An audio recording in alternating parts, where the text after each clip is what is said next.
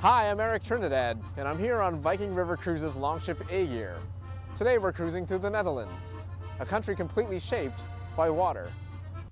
That's because about 60% of this country by the sea is actually below sea level. The Dutch have had to deal with managing seawater for centuries, using dams, dikes, and other mechanisms to sustain their land-living lifestyles.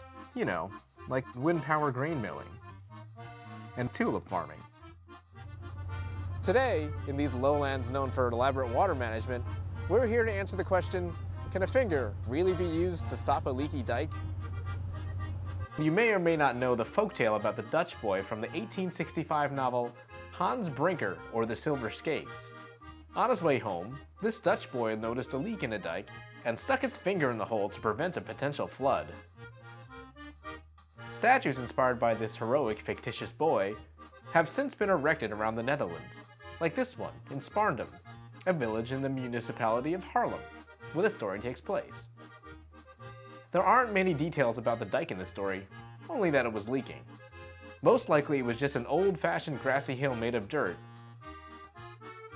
Today, dikes have made some strides. Some are reinforced by stone, while others have been built as tall as houses.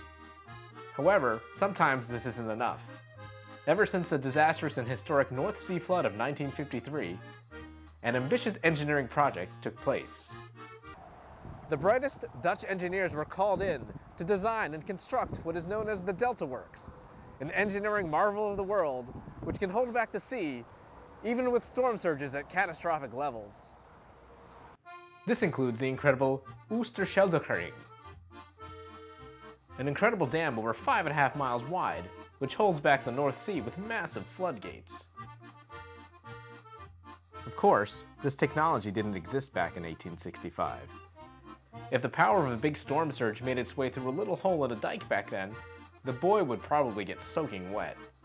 However, in the story, he put his finger in a leak of trickling water to prevent the hole from getting bigger. But that doesn't necessarily mean the water was held back to its source. If an old-fashioned dike was merely made of dirt, surely the collective water had potential to erode the inside, thus weakening the dike's structural integrity. So, could a finger really have stopped a leak or eventual destruction of a dike? Well, if it was merely water trickling out, then he quite possibly could have saved the day. However, it might have been a different story with a big storm surge. The boy's finger surely wouldn't have made a difference if the water breached the dike from above.